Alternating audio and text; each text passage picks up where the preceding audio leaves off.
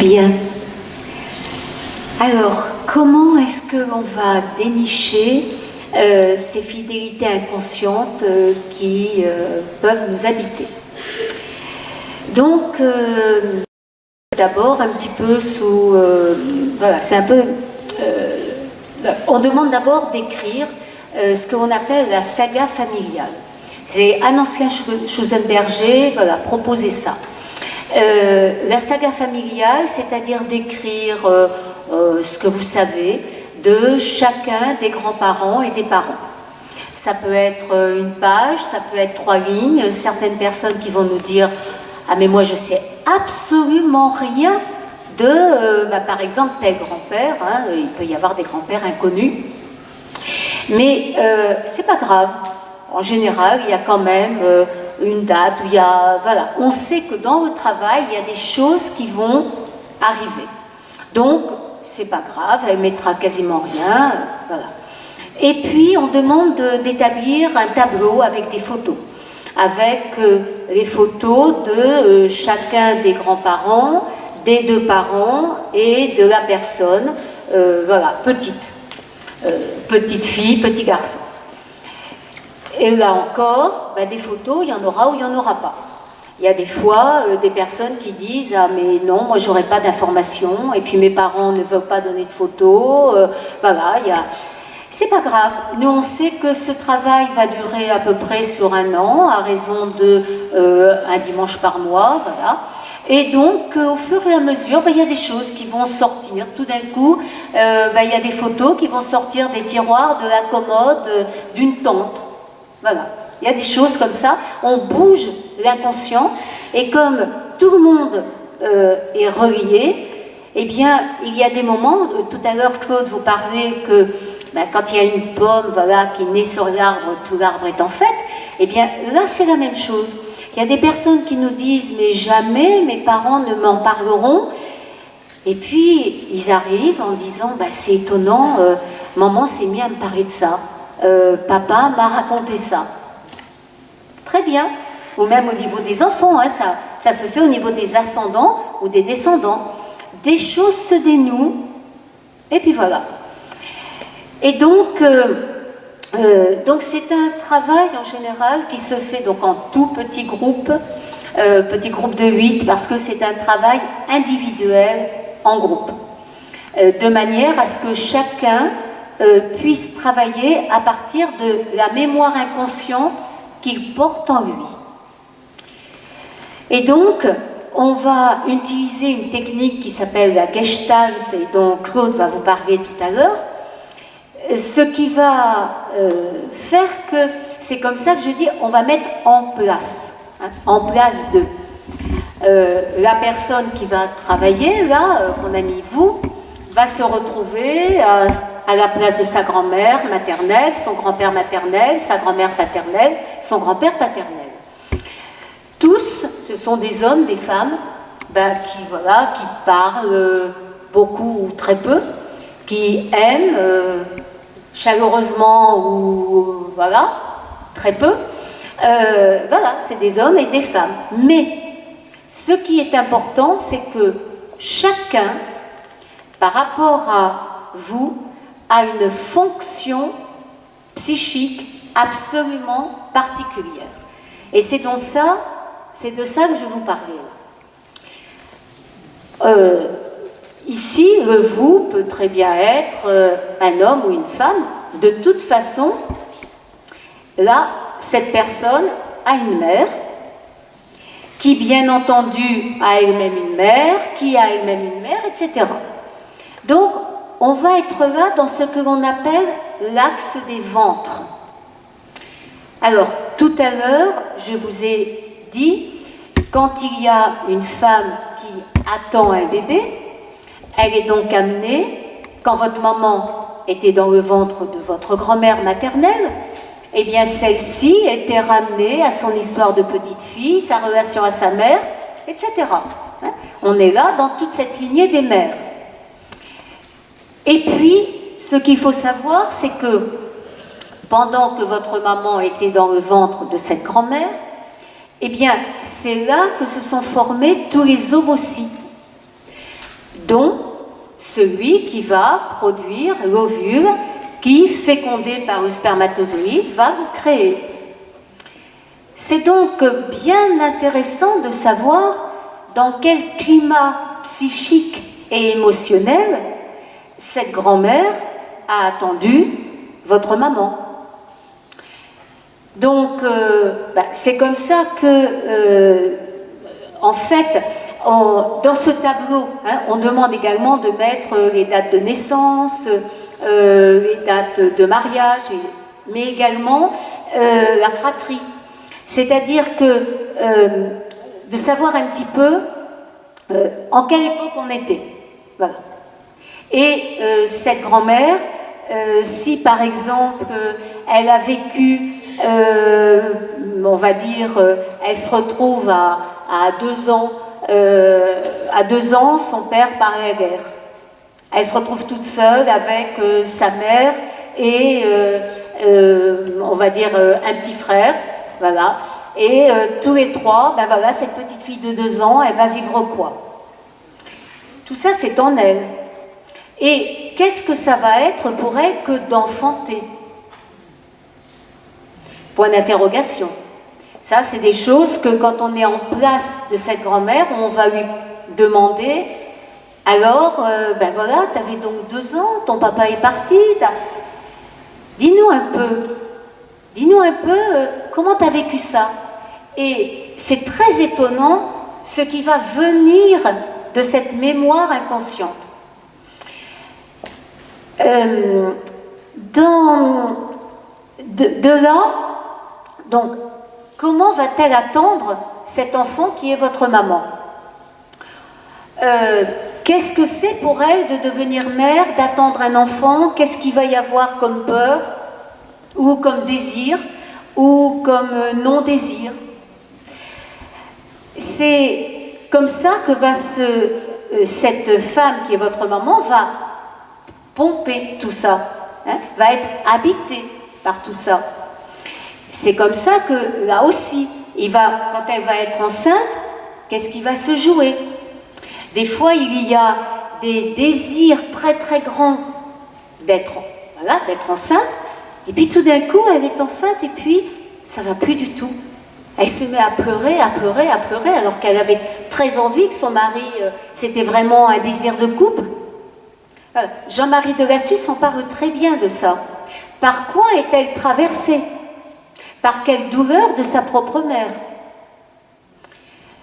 Alors, je vais vous raconter une histoire comme ça, parce que, donc, oui, je vous parlais tout à l'heure des ovocytes.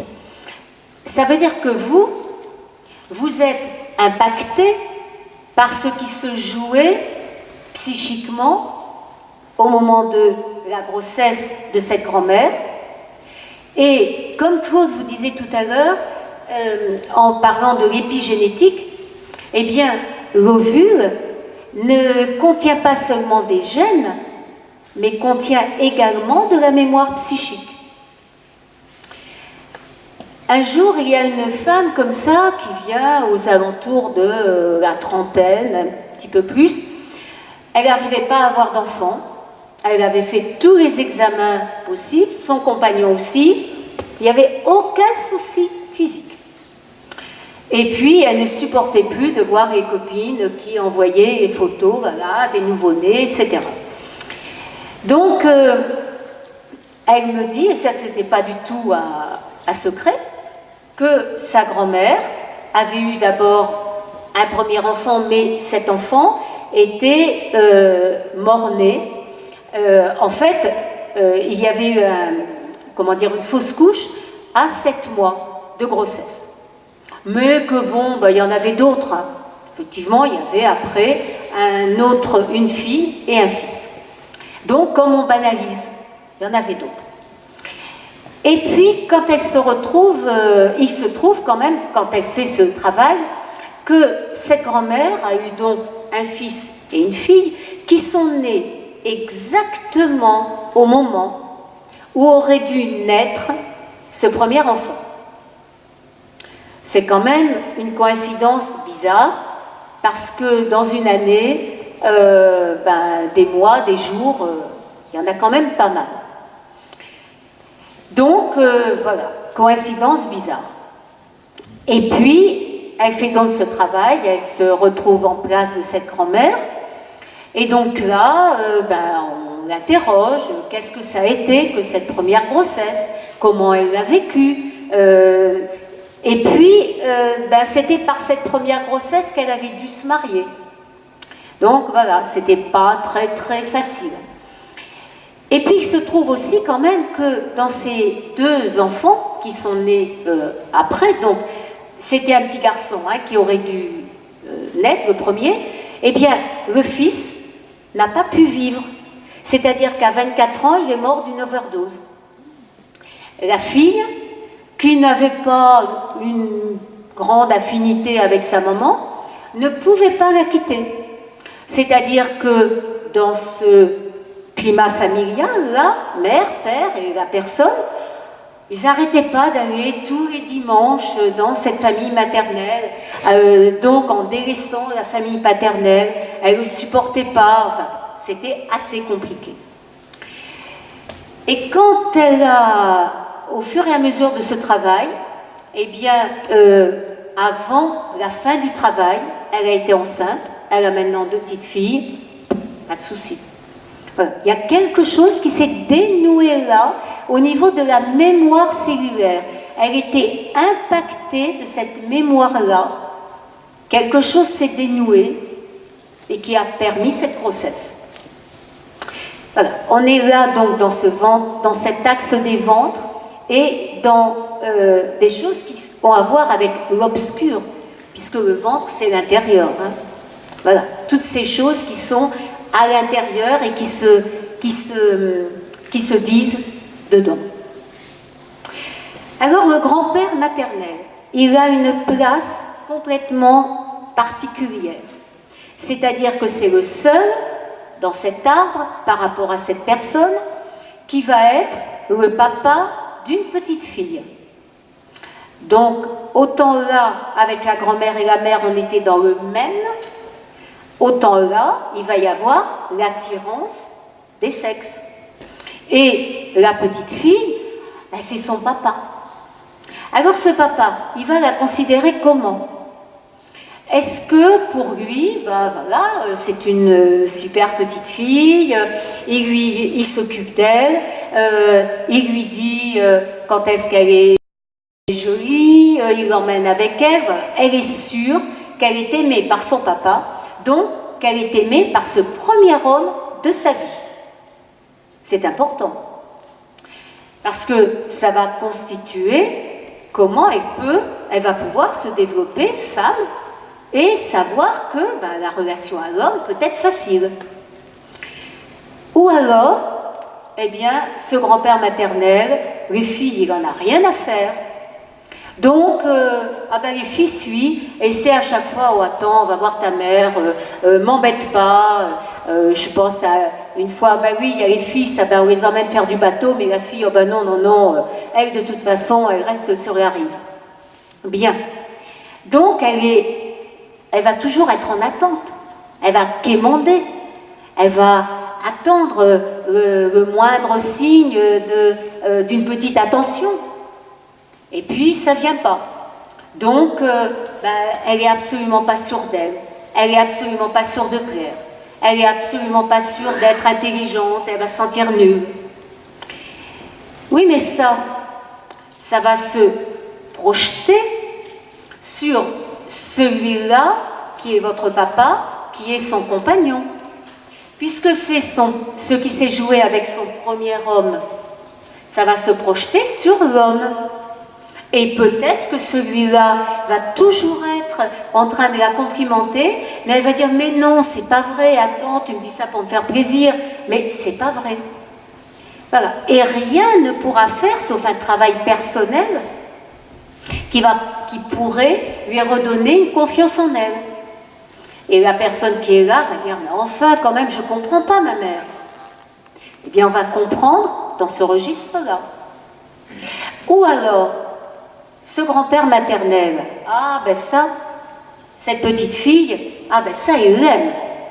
Et puis, comme sa femme, le délaisse un peu, eh ben, il risque d'avoir des gestes déplacés, être toujours dans des connivences. Allez, on vient tous les deux, oh ta mère, voilà. Et comme une petite fille, elle a toujours envie que son papa soit à elle. Et ben, ça va faire des fonctionnements complètement déviants. Mais ça aussi, ça va se projeter là. Alors, il est tout à fait possible que cette femme, qui est la maman là, trouve un homme complètement sain, où il n'y a vraiment aucun problème. Mais je pense à une personne qui a suivi ce travail, qui était maniaco-dépressif, qui avait donc un suivi médicamenteux, et qui a découvert qu'en fait, elle a commencé à être maniaco-dépressive vers l'adolescence.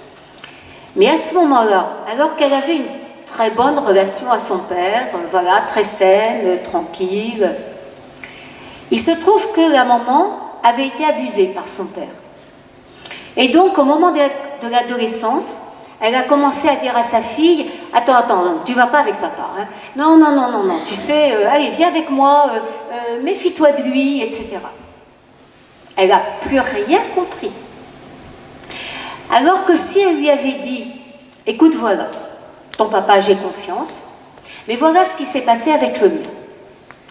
Alors, c'est douloureux, tu vois bien la peur que j'ai, mais ton papa, il n'y a pas de risque, mais oui, tu sens ma peur, parce qu'il y a des hommes, des fois, qui sont pas, dont il faut se méfier.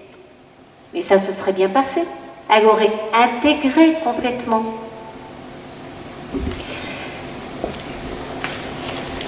Donc, ensuite, on va passer à la grand-mère paternelle. Dans cet art, par rapport à la personne qui est là, eh bien, c'est la seule qui va porter un petit garçon dans son ventre. Donc, on a tout de suite la complétude des sexes. Pour la petite fille, il fallait aller dehors. Pour le petit garçon, je suis là-dedans. Donc, pour lui, c'est sa première femme. Il est déjà à l'intérieur d'elle. Pas besoin d'aller loin. C'est comme ça que on va dire que c'est là que naît la qualité de l'amour. Alors, de quelle manière cette grand-mère paternelle comment va-t-elle être avec ce petit garçon? Peut-être qu'elle a une très bonne relation avec son mari, donc voilà, ce petit garçon, elle est ravie, elle est contente, elle fait grandir, mais il peut tout à fait aller aussi avec son papa, il n'y a pas de souci, donc voilà, ce petit garçon est bien aimé par sa mère et il n'est pas emprisonné. Oui, mais il y a un certain nombre de mamans qui va se retrouver assez seule. Ah ben oui, le mari, il est toujours parti, il est au travail, il est au sport, il fait de la politique, il est avec les copains, etc. Donc, ce petit garçon, c'est son petit homme, celui qui ne va pas la quitter. Là au moins, elle n'est pas toute seule. Alors au début, le petit garçon, il va être ravi. Il est papouillé, pouponné, c'est super. Et quand il va commencer à vouloir partir, aller voir les copains lui aussi, ce qui est normal. Ouf. Alors à ce moment-là, il va commencer à voir que sa maman est triste, que ça ne lui plaît pas. Ben oui, mais il a très envie de partir aussi. Ben oui, mais il n'a pas envie de lui faire de la peine. Alors ça y est, à partir de ce moment-là, commence à se jouer la notion de amour-haine. Désir, fuite. On peut ça peut être à l'origine d'un certain nombre de problèmes sexuels importants, éjaculation précoce, le fait d'être impuissant, parce qu'il ne faut surtout pas être à l'intérieur d'elle, c'est pas possible. Elle est dangereuse. Mais en même temps, on l'aime. Et il ne faut pas oublier que ça va se projeter sur elle. C'est-à-dire, tout ce qui s'est joué avec cette première femme va se projeter sur la femme qui sera l'épouse, qui sera la compagne. Mais ça peut être encore autrement. Cette grand-mère paternelle, peut-être qu'elle a vécu des choses difficiles avec son propre père, de la violence, des abus, etc. Donc un homme, c'est dangereux. Et celui-là, qui est qu'un tout petit nourrisson, il est déjà un homme, donc il est déjà dangereux. Donc attention, il va falloir lui mener la vie dure. Et ça arrive. Ce qui fait que celui-là va se retrouver, là encore, à être en attente d'amour de sa mère, en attente de câlin. Oui, mais il n'aura pas ça. Et ça peut donner un homme totalement soumis, si bien que la personne qui est là peut se dire « mais je ne comprends pas, enfin, il ne peut pas dire à ma mère quand même, là, faudrait un petit peu, lui laisser la place ». Ben non, il ne peut pas. Il va passer par les 4 volontés d'elle pour ne pas revivre ce qui s'est passé avec sa propre mère. Vous voyez comment tout ce qui se joue là intervient dans ce couple qui est le couple de vos parents. Le grand-père paternel. Alors là, on a l'axe des noms, puisque c'est lui qui va donner le nom. Alors il va le donner ou il ne va pas le donner. Imaginons là qu'il y a ce que l'on appelait autrefois une fille-mère, eh bien voilà, il n'y a pas le nom. Le petit garçon, il a le nom de sa mère. Alors, vous voyez aussi comment c'est important qu'il y ait le nom du père, parce que sinon, déjà, l'enfant se forme dans le ventre de la mère, et si en plus il a son nom, eh bien, il est entièrement à sa merci. Il est sa création totale. Alors que quand il y a le nom du père, ben on sait au moins qu'il y en avait 2. C'est vraiment important, surtout bon, à notre époque. Heureusement, on peut mettre les 2 noms, mais c'est important qu'il y ait les 2. Donc ici, ce nom, alors ben peut-être que tout simplement, ce grand-père paternel, il est quelqu'un de reconnu, de bien-aimé, d'avoir ce nom-là, c'est bien, ça fait une assurance, voilà. Ou alors, c'est un homme qui a une aura extraordinaire. Donc, il est dans une réussite, monsieur un tel, comment arriver à être un homme à la mesure de ce grand-père? À ce moment-là, le nom est lourd à porter. Et puis, il peut y avoir également que ce grand-père, peut-être que c'était quelqu'un de pas très recommandable. Et que ce nom, il est un peu honteux, il est teinté justement de violence, de choses malsaines, bon, on n'aime pas trop. Hein. Alors comment devenir un homme avec ce nom-là? Et puis surtout qu'on va le transmettre. Comment le transmettre aux enfants? Comment être sûr qu'on va redonner, comment cet homme, ce père, peut être sûr qu'il va redonner une dignité à ce nom, qu'il va être un homme digne, un père digne. Parfois, il va laisser la place, parce que c'est mieux comme ça. Il a trop peur de reproduire.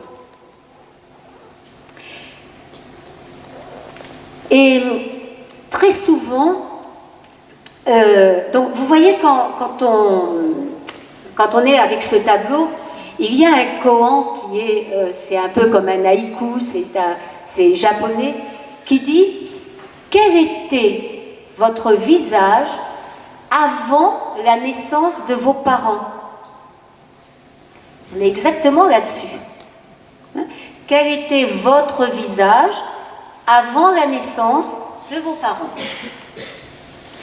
Qu'est-ce qui est là et qui se transmet?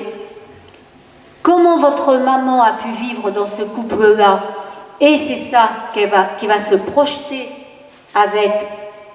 sur son mari et sur vous. Comment ce père s'est construit dans ce couple qui était là, et c'est ça qui va se projeter sur la femme qui est votre mère et sur vous. Alors souvent, des personnes nous disent « mais je me connais très bien ». Alors ce que l'on connaît en général, c'est l'illusion A, les réactions A, mais ça c'est un travail qui permet de se créer. C'est-à-dire que petit à petit on s'aperçoit « ah mais oui, mais dans ma vie, mais c'est vrai que j'ai des fonctionnements comme cette grand-mère, comme ce grand-père. Alors comment je vais faire pour, je sais que ça vient de là, mais faire un pas de côté et puis me créer ».